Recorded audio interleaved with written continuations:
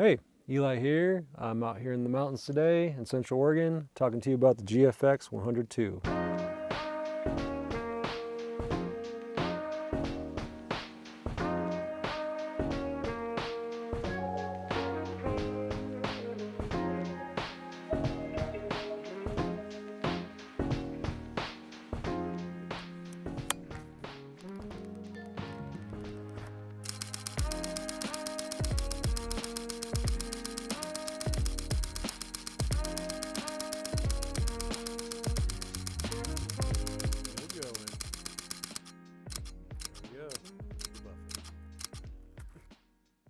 Hey, Eli here. Today I finally got a review for you on the GFX 102. We drove out in the mountains to get away from everybody. I got my buddy Mike Hyatt out here helping me out. I've got about 23,000 images or clicks through this camera and about 30 sessions ranging from weddings, elopements, families, headshots, magazine work, babies, all kinds of stuff. Mostly people oriented. But yeah, I've used it a lot, hiked with it. So I want to give you a review of how it's worked for me. You probably know I love the 100S, and I used that camera for 2 years. I had to sell that camera to buy this camera because it's expensive. It's about $7,500 US. And yeah, so I sold my camera and bought it like in the same day, which was pretty awesome. And I love it. It works with the Fringer adapter, which is awesome. I didn't know if that was going to work right off the bat, but had no problems. And then, yeah, I'm going to talk about things I like about the camera and the things that I wish were a little bit better. The things that are better are the autofocus. Ergonomics are slightly better. It's a little bigger. And then the EVF is insane. Like, it's just awesome. Buttons and all that are a little bit better, but not really significantly different.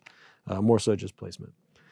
But yeah, for autofocus, I'm probably about 70% on my hit rate with this camera. It was probably 50% with the 100S. And so maybe even higher. After 15 feet or so, it's way more reliable. I do find myself disabling eye autofocus just to get more accurate images when I have groups, or if I'm far away, it doesn't matter. If I get in with that 15-foot range, I'll turn on the eye autofocus. And unfortunately, you can't just have a hot button to enable it. You have to turn it on and off. So I set a button to turn on autofocus and off eye autofocus. So yeah, autofocus much better. I'm able to just use this camera and set my R5 and R6 aside unless there's movement. If there's movement, I'm not going to mess around with this camera at all. So I generally will use the S on the back for, I forget what it stands for, S versus C. C is continuous. And I will back button focus on S, and it's just much easier. And then I'll use the front button. I'll enable the shutter.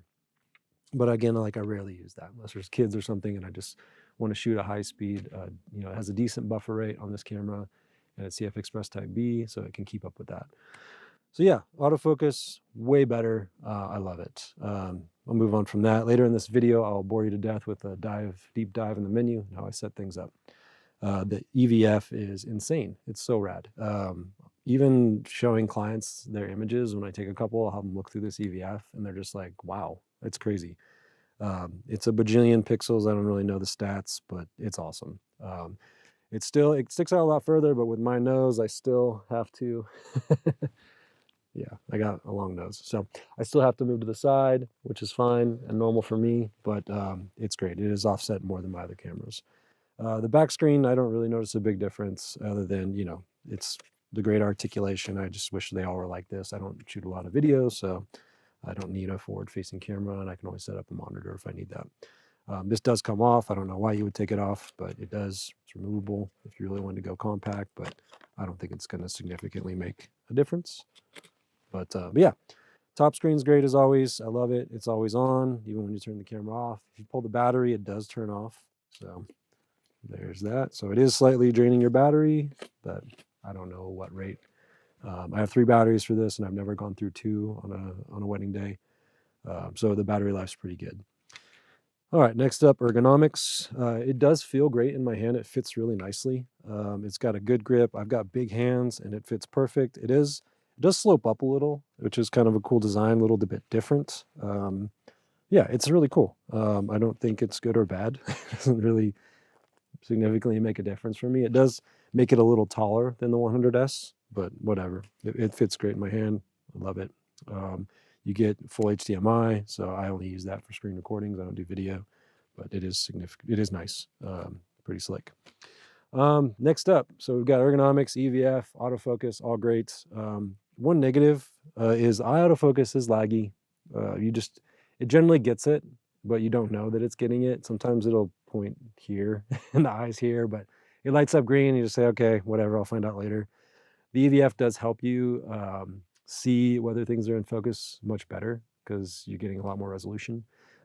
So that's really helpful. Sometimes with the other camera, I wouldn't really be able to tell in and out of focus. Even like manual focusing was a big deal too with the Miticon. I haven't tried manually focusing with this just because I just don't do that often. So one of the biggest things about this camera is I love this camera. The sensor is insane. Not a lot different than the 100S in my experience so far. More dynamic range than I would ever need. And yeah, more than I'd want to push any image anyway. It has film simulations, which I love. Like they're just so beautiful. Astia Soft is my #1 favorite. And then I just lay a preset on top of that. You don't have to do a lot of work to it. It's really pretty. And then the Fringer adapter. So the GF lenses are great, but they get kind of boring after 1.7 and not a lot of character. And I want to use this to create character. Most of my portrait work, that's what I'm after. If I'm photographing magazine work or some sort of documentation or product, obviously I want to go to f4, but I want to go as low as possible, 1.0, 1.2, 1.4. And so I'm able to adapt, this 1.4 Sigma and this Canon 1.4. If you've following me, you've probably seen a lot of my videos where I've adapted lenses, tested them, and looked for vignetting. I recently discovered that if you take the 100 to 400 and you pull out the baffle, it looks a little gnarly and may make you feel uncomfortable having it exposed, but yeah, it gets rid of a lot of the vignetting pretty significantly, which is helpful. But that allowed me to take this camera and be creative with it, get creative portraits. And I don't use this for a lot of documentation. I'll rely on my R5, R6 cameras for that because they're just a lot faster. So yeah, so today I want to just talk about that. This camera is awesome. I love it. If you can afford it, buy it. If you think, I'm not going to tell you it's going to make you a bunch more money, but it is going to be a lot more fun to use. But it is addicting. And once you get one lens, you want more. So yeah, just if it's in your budget, I think it's great. Now is an awesome time to buy the 100S because it's much cheaper. And it's also an awesome camera. You're just going to miss a few images in focus, but like not significantly for that price, I don't think. But to back that up, the 50S2 are contrast-based autofocus. The 100S and 102 are phase detect and contrast. And so I've seen a lot better focus out of the 100S and 102, obviously, versus the 50 or 50S2 cameras, the 50 series. Yeah, so you're just going to get, that focus is going to stop. Once it gets it, it's not going to hunt as much. So yeah, so I would pick the 100 over that. Little quick question that a lot of people have been asking me, what computer do I use for these files? I shoot in compressed, I think it is. I'll get in the menu later. I can't remember, but it's the lowest resolution, not resolution. It's the most compressed RAW file. And they come out to like 60 or 70 megabytes, which isn't that big. And then I use, it's the first M1 Max 16-inch MacBook. And so that's able to get through the files. I will generally use, for anything over 100 images a shoot, I'll use Smart Previews on an external hard drive, and then I'll unplug that hard drive so that I'm not able to zoom in. And that'll get me through my workflow a lot faster. But they process it fine. It's definitely, they process it fine. It's definitely slower, but it's fine. Not a big deal. So yeah, let's put some lenses on here. I couldn't find a model today, so we got my friend Bob over here. Bob is a native Oregonian. He likes sit by the lake and drink bush beer, usually at the same time. So thanks, Bob, for coming out. But yeah, let's get the camera and we'll test some focus out on Bob and see how it does. So I've got the Xune screen recorder on here. I've got the 3514 version 2 with the Fringer adapter. It's got the aperture clicks. I haven't tried any other adapters, but through my research, this one worked great and it's been awesome. It's just as good as the native lenses. We're gonna go down to 1.4 and Bob has signed a release form, so you'll be able to see these images online. You can see the little box goes on there. Sometimes it goes in between the eyes. It's kind of weird. So a lot of times I just turn this off and we'll just take photos. And if I get closer, I'll turn it back on because I want to make sure that I'm getting not just the nose, and it's pretty quick. So we're going to go over to continuous, and I'm just going to see how that does. Okay, and then we'll walk towards him.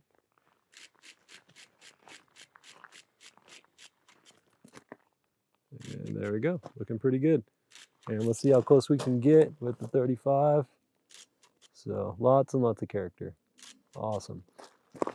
And then I'm just going to show you with it off how fast it tracks. There we go.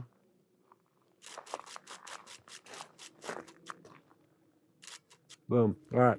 So yeah, I found that if I just use just the single point on there, that I get a little more accurate with groups, a little easier. It's faster. Doesn't have to read as much.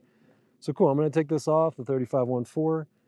Head over to the 80. Actually, we'll do for fun, we'll do the 45, I think it is. I think that pretty much every time that I change the lens out with the adapter, I have to reset the camera. So a little bit of a nuisance, but I've gotten used to it, just kind of second nature. All right. Now we've got what is this thing? 45mm 2.8. I don't use this lens much, but it's nice to have. I'll use it for some magazine work where I might need, that focal length, and I don't care if it's 2.8 because I want a lot in focus. Sometimes I go to f4. But just so you can see how this lens works, just so you can see a native lens as well.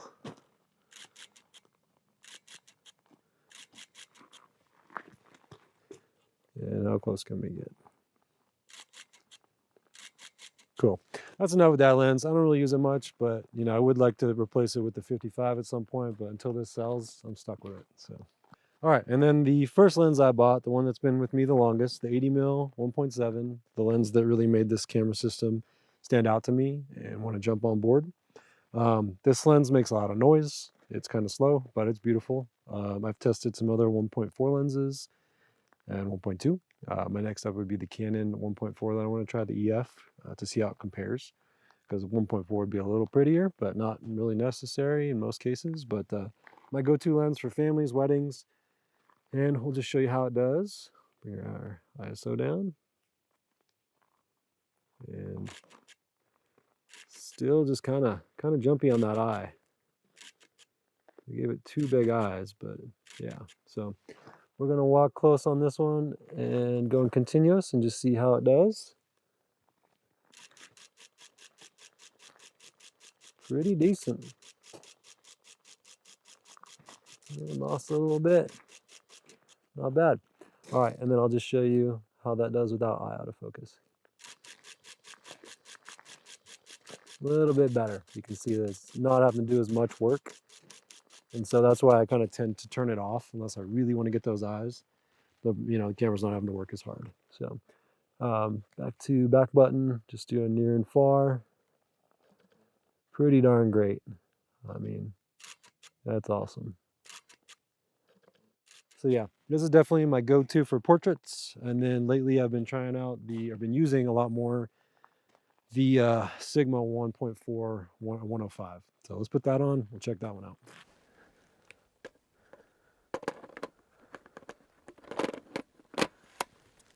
This big old beast here is the Sigma EF 105 1.4. This thing's awesome. A lot of people have been telling me that the 110 is better. I don't know how, but maybe someday I'll try it. But this thing's been awesome, no matter the weight. I mean, it's heavy, but it's pretty sweet. So we'll show you some of those images. You can watch my Instagram or see a lot of my work where I use this lens. But let's see here. All right, so we're going to go over to eye autofocus. And so this is kind of something that I said before. If you have eye autofocus on and you want to focus on something far away, you're kind of limited. You can't really get away from the eyes in the foreground. And so I set the button to where I could go from behind and then back here. So it's just kind of, sometimes it works, sometimes it doesn't. Sometimes it just wants to grab that eye. So way over here. So I'll turn it off and then I can do my work, go back over here if I want that and then come back. And then, like I said, if I want to do portraits, I'll just come in really close, turn the autofocus back on, and do like a headshot, come in close, and see how it does. Pretty good. Yeah. And this lens is just tack sharp. Holds up great. All right, so let's do a tracking with this. We'll turn eye autofocus on. We'll go over to C for continuous. And I'll just hold it down. And it sounds like this, since it might not, maybe it's not as fast because of the EF. Let's see here, the adapter. Yeah, a little slower maybe than 8 frames. So there might be a lag. I've never noticed that, but it's never been a problem. So we'll go back to 5 frames. And we'll go without eye autofocus. And we're gonna walk in.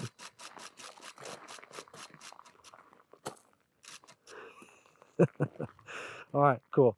I think that's enough with this lens. It's been awesome. One of my new favorites. This is my go-to headshot lens in the studio. I'll usually use it like 1.8 or 2.0, just to kind of get a little more in focus, get both the eyes. Cool. One more lens that I've been testing out is the 100 to 400. So let's put that puppy on here.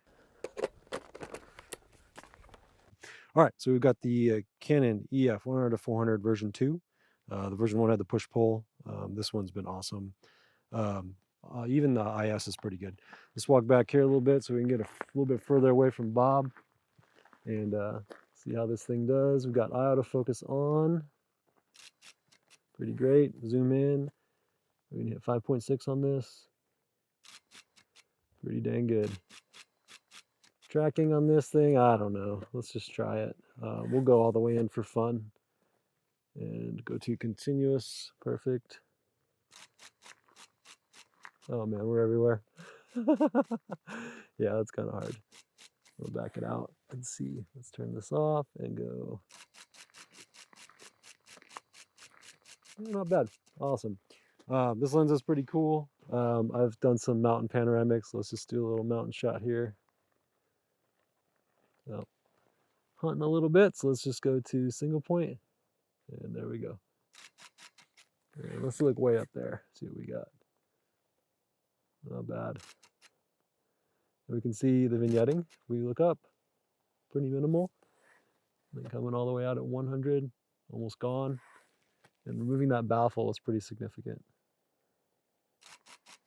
So, well, cool. Awesome. Man, we're at like 5,000 feet. Losing my breath. I don't know why, but this thing is heavy. It's a beast. So yeah, anyway, I love this camera. It's been awesome. I'm gonna go over to the studio next and just kind of go through some images I've created over the last probably been 2 or 3 months. I've been too busy to really kind of go through them, but put some together for you. I can't share those images because they're client images, but we can share all the images we want of Bob here so you can see the sharpness. And then yeah, I'll dive through the menu and grab a pillow because that's gonna be pretty boring. So all right, thanks for coming out with us today, and we'll see you in the studio. Hey, I'm back in the studio. It's been a couple of weeks, so hopefully I don't repeat myself too much from the first part of this video that we shot up in the mountains. But today I want to go over some images and then go through the menu on this camera. It's not too complicated, but it's a little different than my Canon and Sony cameras that I've used. So show you how to set it up. It worked best for me. And it's pretty similar, almost identical to the GFX 100S, so this should help. I don't know that there's too much you're going to see different in there.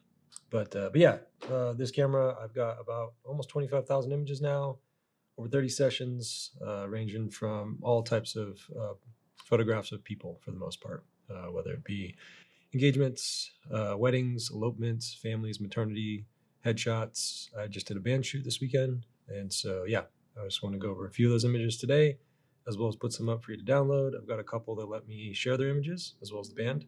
So you kind of get some first-hand images that are a little bit different, some natural light and some artificial light. So camera's been awesome.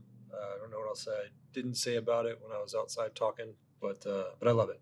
It's a little bigger than the 100S, and the body itself is, I would say, substantially larger than R6 II or R5. If you're going to use it down on a daily basis. For work, whatever, don't care. It's big, but it gets the job done. But yeah, let's jump into some images, and I'll probably come up with some other thoughts as I go. I'm just going to start here with a band shoot that I did a few days ago. These guys are out of Oregon, and they're fun. So Gonna zoom in here, show you some images up close. And these will be available for download, so you can check them out. This is with the 80mm 1.7, and these will just be raw, so you can play around with them. This is just some fun prism and light and fog sessions. We shot at 1000 ISO. I had a Cinebloom filter on this image here, and a Cinebloom on here. So softening up a little bit. Just trying to make use of the fog and the lights. And again, just I'm on a tripod here. And here, just kind of a standard photo. We've got a bunch of different light going on. But Cinebloom again on the 80mm. And you can download these, check them out, play with them, see what you think. 500 ISO. And then this was the 105mm. We did some creative portraits with some prisms, but you can see how tack sharp that is. That's at 1.4. And just a lot of different weird things going on here. But here's one with no prisms. Extremely sharp all the way through. And just jumping through here. Here's Mike. Mike is the guy that is editing this video and helped me shoot. So this was actually with the 80mm with the Cinebloom, so it's softening up a little bit. We're just experimenting, getting ready for the band to show up. And then again, another one with the 80mm, trying out some different backgrounds with the projector. Cool, now we're moving on to just some natural light. These will not be available because these are my clients, but you can check them out here. 80mm, 1.7, and just a bunch of family shoots I've shot throughout the holidays with this camera. This is just a small fraction. You can see here. We are at 2.8 and we're just getting some great fall off in the background there. Pretty cool. And I did a little family shoot or session on a little trip we took, my parents. And so this I used the I used a tracking focus for this one just to see how it would turn out for this whole trip. And it did okay. I did have to turn it off now and again when I handed the camera off just to make sure that we got the shots. But yeah, it did pretty good. Again, these will be available to play with. Check them out. But just a really fun kit here with the 35. That's the only lens I took on this trip, and I had a good time with it. And I shot at 16:9 on all these. So it's a little bulky to carry around, but yeah, it's a fun kit. And then here's my little one, 16:9. We're 1.8, 40. You can download these and check them out. And then just a couple little landscapes. And here's a headshot I did in studio, f2, and I just love how this turned out. This has not been retouched yet, but yeah, just a quick photo of what you can do with this camera in the studio. And I use all video lights in the studio. I don't use strobes. It's just a lot easier. If I went out to do an on-site shoot, I could use strobes. I do have them, but I prefer not to use them. It's just a lot quicker, and you can get more dramatic portraits, I think, in my opinion. And here's just some work. It's 35mm, uncropped. And these just all have a preset that I've been working on for years on them. And again, this is, go back, it's at 248mm. So this is kind of cool. I used the this big lens here, the 100 to 400, and I removed the baffle I pulled out. I have a video on this, but where I compared another lens. But after the video, I removed the baffle, and it reduced the vignetting quite a bit. It did kind of open up a lot of the electronics in there, but kind of see. But yeah, I'm not worried about it, but it's been pretty great. You know, I barely had to crop this image to get the vignetting out. And then here, Sigma 105, again, just nailing it, tack sharp. And I'm just like, I think I said earlier that I get a 70% hit rate, but I think I'm more, when I look back, probably like 80, which is plenty for me. And here you can see I nailed the focus on this at 1.4, which is pretty awesome. There's a little bit of motion blur in there, but yeah, pretty cool. And then just using these low aperture lenses on this system is pretty sweet. Just nice little portrait. It's an engagement session, and this is just a cool shot. I mean, senior portraits, whatever it is, pretty rad. And here's a little bit of movement. we're walking, and I used autofocus and continuous, and I'm pretty sure I did. Yeah. Well, anyway, I got the movement. And then walking away, you can see a little vignetting on the bottom. This is that 100 to 400. And did I crop this? Yeah, I cropped this pretty heavily, but just because I needed to center it. But yeah, pretty freaking cool. This lens has been awesome to add to the kit. All right, over here, some more images. This is the 105, that load.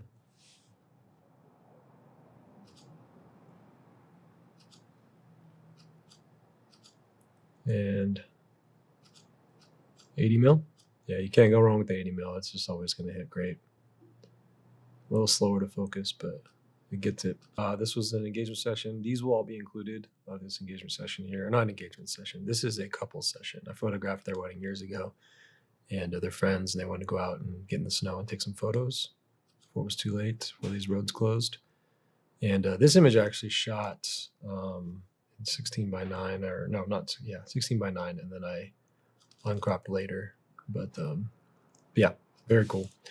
Let's get through some of these because you can play with these on your own and see how they turned out. Just hit the link down below. Some landscapes in there. Just a beautiful setting. Nice was thick enough to stand on. And then Ann Fisher here, another photographer who's incredible. She's awesome, but man, tack sharp.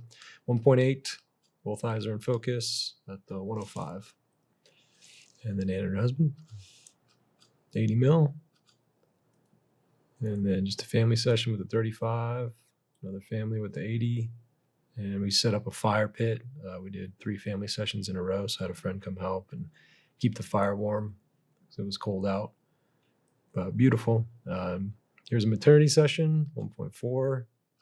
Just lots of character in this image. And another headshot, 105 millimeter. And just, yeah, dead on at 2.0. So there's some discoloration from his glasses, which was interesting. And then shooting in the snow, struggles a little bit, but we did get some, I got some in focus. Once it got really heavy, you can see it started to fall out of focus here.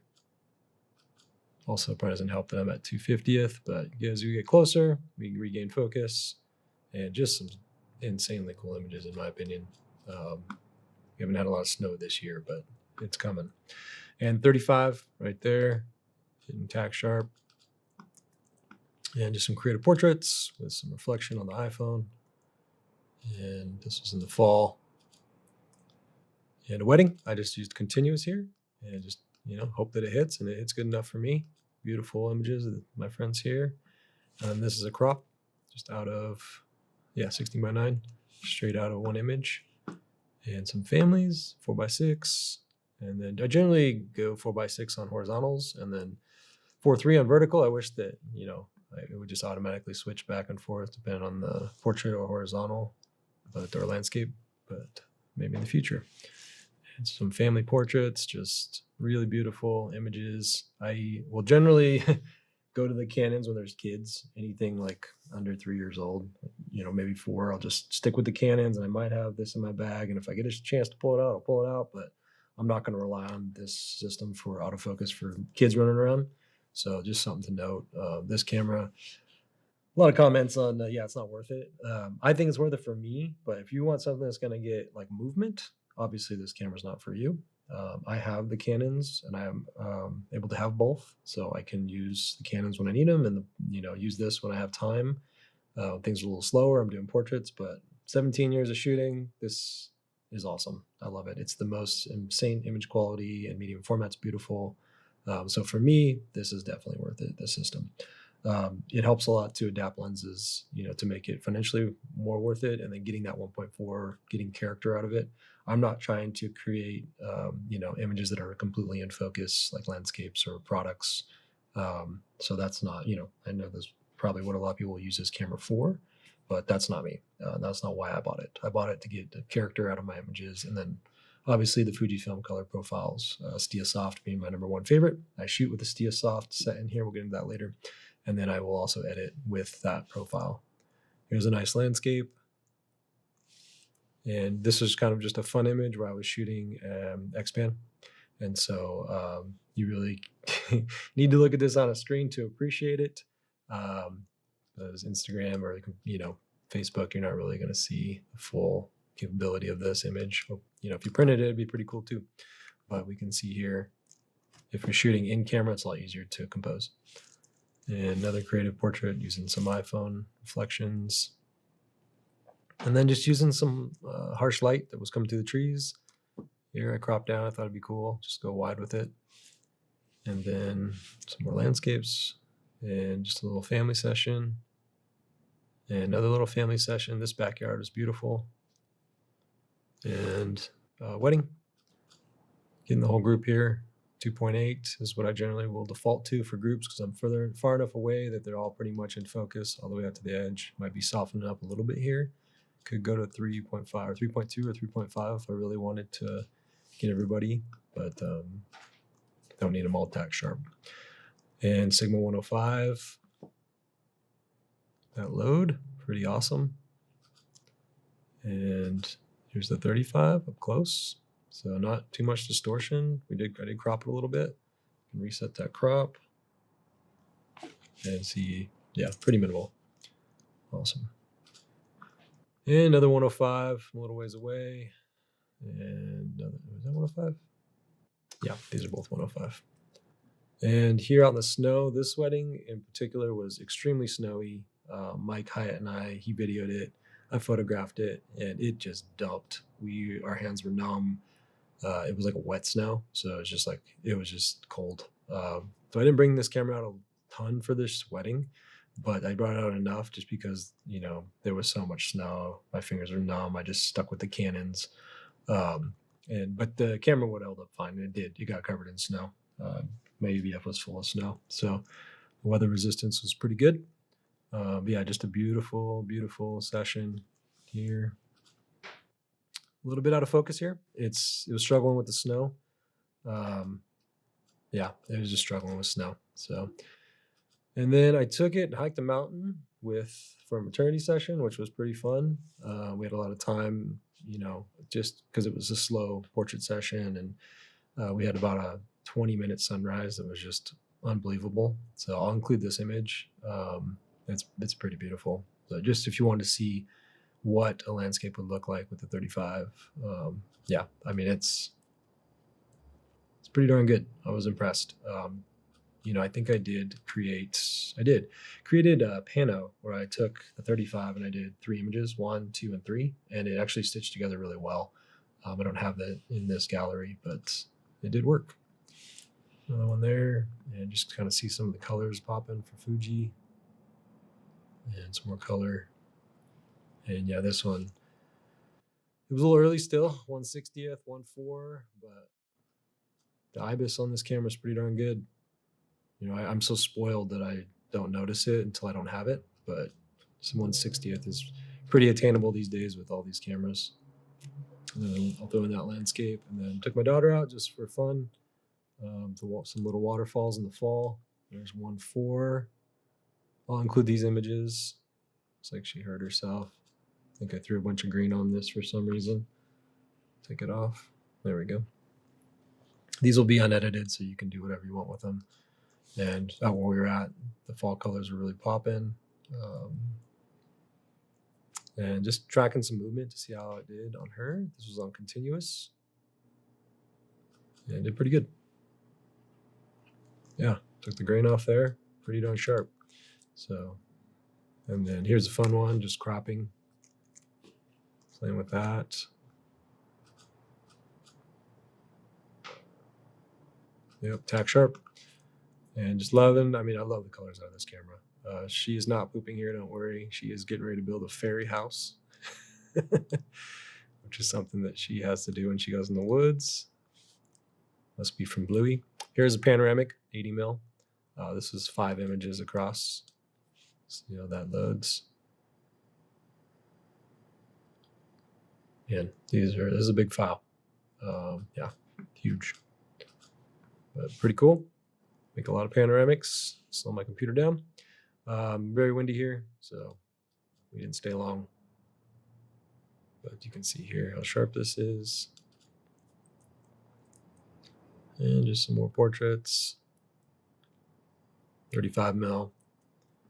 And just one 45 mil photo. So a 2.8. You can see here, I'll include this image so you can check it out. But yeah, this camera is awesome. It's so cool. It's not cheap. If you're thinking about buying it and you can afford it, buy it. If you know you can make your money back. I wouldn't say that this is making me more money, but it's making my job more fun. This year I photographed 130 plus sessions, and so using the same cameras over and over for years just gets boring. I know what cameras will get the job done. I know that my R5 or R6 with the 28 to 70 f2 will get the job done. I could probably shoot everything with that, but I get bored. Photography is a huge part of my life. It's fun. It's like a hobby slash job. So picking this camera up, holding it, working with it, looking through this EVF is so rad. And then seeing the images that come out, it slows me down a little bit. The buffer on this camera is a little better. I think it's 5 and 8. I stick with 5 frames per second. But the CF Express Type B, I've never really hit the buffer to where I've been held up. But I try to slow down just because I know these files, I did look, they're around 80 to 90 megabytes compressed. And so this camera for me is 100% worth it. Sony, Canon, Nikon, Leica, they're all great, amazing. In my experience, those are the cameras that I've used. But for me, I do love Canon colors and I love Fuji colors. So that's why I use these cameras, and it's also what I have. And so for me to go out and buy a bunch of new lenses, a whole kit would be a lot. But to experiment and play with, that's something that I do. Love to rent stuff and try it out, but I recommend renting this, trying it out. I would rent it with the 80 mil or the 55 mil and start there because that lower aperture is going to be a little more exciting. I don't know that you can rent adapters or not. I'm not sure. But yeah, so next thing I'm going to do is I'm going to pop on a screen recorder and I'm just going to go through this menu and just show you how I've set this camera up. I'll just show you off the bat on the body. I use, obviously, the shutter. I disable the focus for single or S right here. And so that way I use the back button to focus. And then I will, acquire focus, then take my photo. I find it to be much more accurate. And, I get more images that way. So movement is kind of out of the question at that point. And then I make it so that when I go to continuous, it enables the shutter autofocus. So now I can, if I want to capture movement, maybe some dancing or something slow, or walking, if I'm moving and they're moving, then it will track pretty well. And so I can press that shutter and that will enable that. And then you've got manual focus. If you do have manual focus on and you press the back button, if it's set to focus, it will still focus. I turn off focus peaking because it gets distracting because it pops up, I think also when I am on single. And so that was the distraction that I had.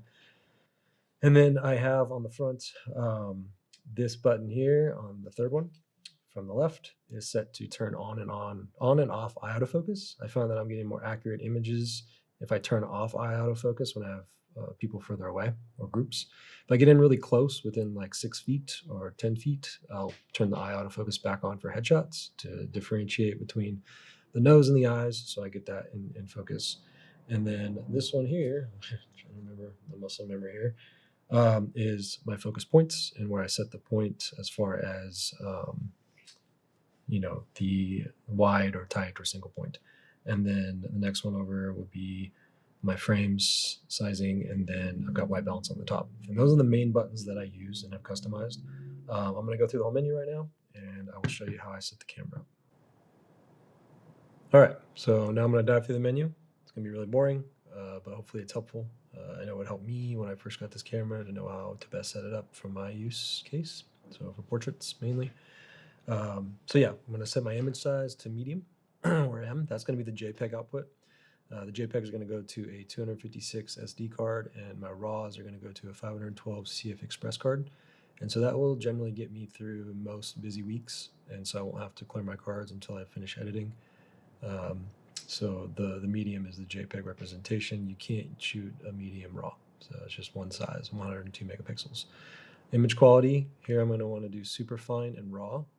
I probably could go to fine or normal. I'm not really sure. I haven't researched those, but super fine and raw is the JPEG is represented by super fine, raw is raw. So that way I get, later on, I can set up the cards to write simultaneously. I think it's called, where I write JPEG and RAW separately. I use lossless RAW recording. If I am on the drive mode for single shot, I can go 16-bit. If I do 5 or 8 frames per second, then I have to it'll just default to 14-bit. So if you do want to shoot 16-bit and you're not sure how to do it, and it's getting frustrated, it's because you're not on single shot. Okay, and I shoot JPEG. A film simulation, I use a SteelSoft, but be creative until your heart's content. Grain effect I don't have on, that's just going to affect the JPEG. Color chrome, I don't mess with that. Any of these skin smoothing, I do have dynamic range on 100 instead of auto, just because it's the least amount of editing. I don't want it to edit this JPEG too much. I like a little character in it, but I don't want to have to go back and default to a JPEG that's completely edited already if my raw files disappeared somehow, which hopefully will never happen. Don't mess with this. I use a white balance, which I just set to 6,000, and I have that set to a button that I'll show you later. On tone curve, I did give a little character to the image, because this is how your viewing experience is going to be, and I'd like to see a little more character, which I think is enough editing, for me to just have a subtle edit, so I can actually see something pretty through the viewfinder, and then I could edit it later if I wanted. On the JPEG file, so I did +1 and +1, so made a little tiny S-curve. All right, color didn't mess with, sharpness didn't mess with. Again, these are just affecting the JPEGs. Long exposure, noise reduction was on, so I left it. Lens modulation optimizer, I don't know what that is, I just left it. sRGB is the color space I use. I don't use pixel mapping. I don't need to save my custom settings. So next is focus area. I have a button set to this so I can just change it on the fly, but it's the area that you're focusing. And let's go back. AF mode, I also have a button set to this, so I can change that when I need to single point, zone, wide tracking, or all. I mainly will just use single point, and then I try and stick with a certain size. And zone custom settings. I limited the size of these custom zones so that I only get a certain size little box, so I don't have I can't change too big or too small. That got a little frustrating, so I changed that to a limited amount. And you can individually change these, I guess. Yeah, so I limited to single point 5 and single point 6 on these, just so I can limit the amount of focus areas. And then, yeah, and that is determined by AFS or AFC.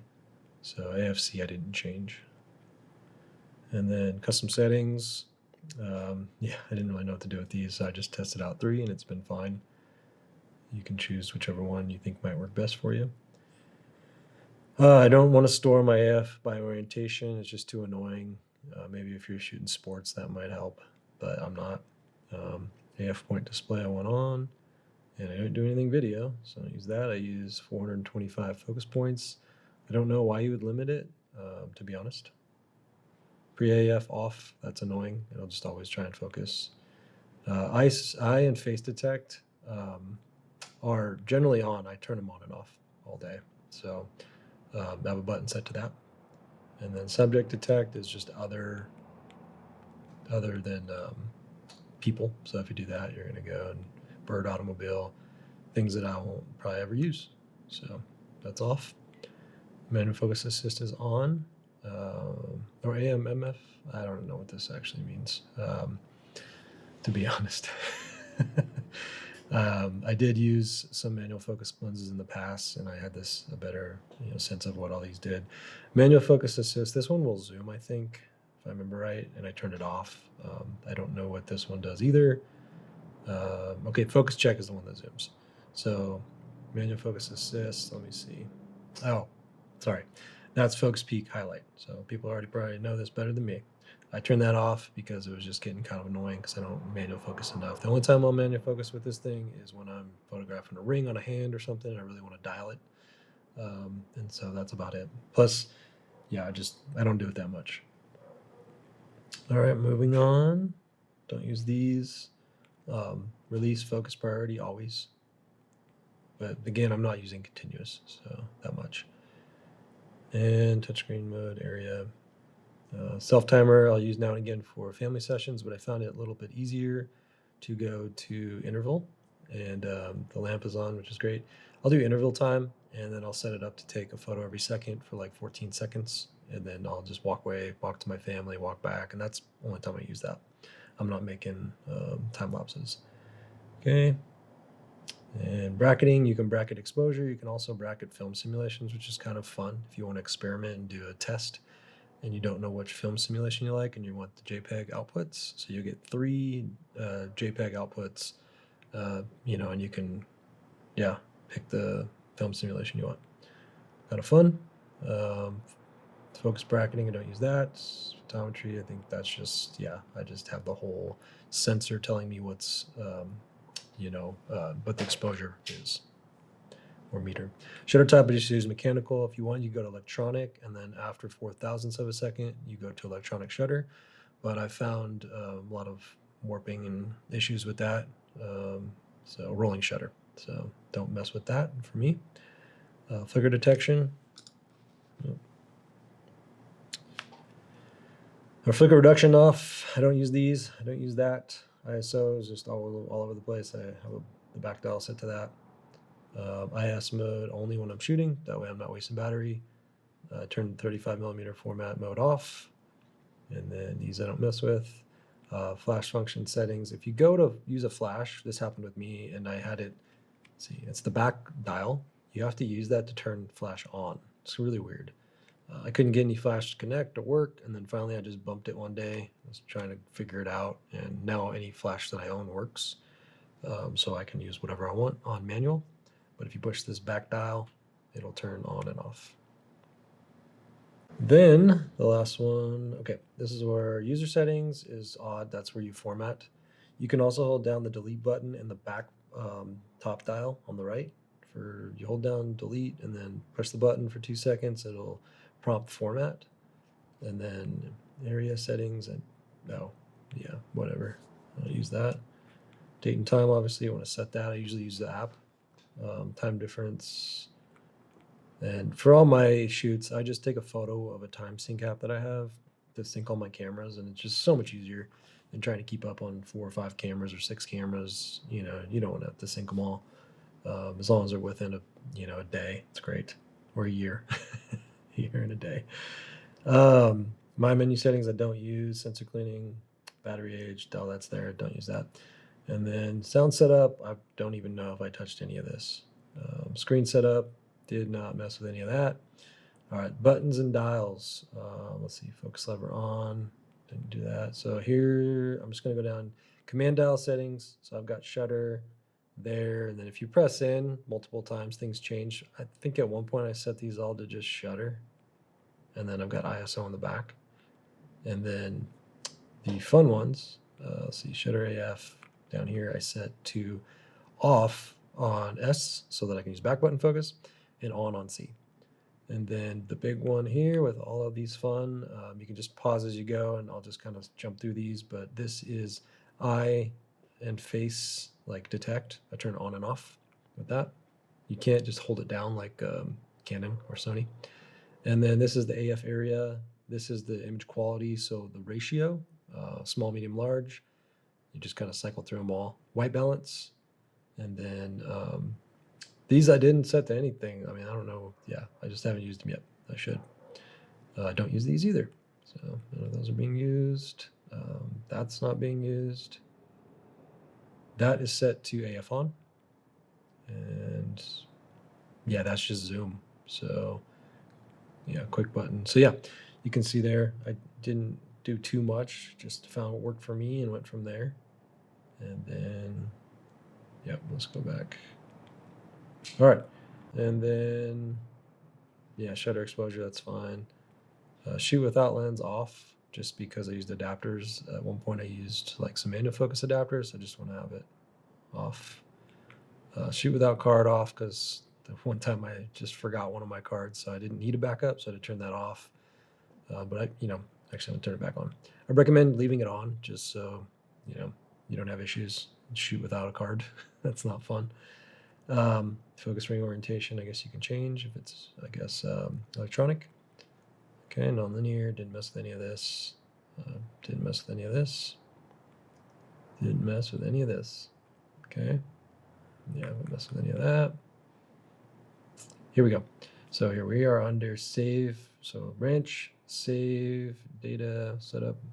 There we go. So here you want to write separate, and that'll obviously it'll just say raw JPEG, which one it's writing to. So slot 1, the CF Express Type B is raw, and slot 2 is JPEG or HEIF if you're using that. You can't reverse these, which is kind of weird, which you can in Canon. You can pick which one. Not a big deal. CF Express Type B's cards are getting cheaper, so that's fine. But yeah, so just something to note. Then folder, yeah, I didn't mess with any of this, and no geotagging. So if I go down here, all I did here was just turn on airplane mode. So yeah. Well, cool. That is the full boring setup of this camera and how I use it. Yeah, that's hopefully helpful. This whole video hopefully is helpful. I know it's long. I already burned a card, so I will finish this video up before I do burn another card. Thanks for all the fun comments out there. And yeah, if you do have this camera, yeah, let me know how you like it. And then if you're thinking about getting it, and just let me know if this video is helpful. That's it. And yeah, remember, anything I can do, you can do better. So get out there and do better than me. So have a great day, and big thanks to Mike Hyatt for editing this for me and helping me with some camera work. So he's the pro videographer. I'm just the photographer guy. So any video questions, I'm probably not the guy to answer those. So when it comes to this camera. So have a good day.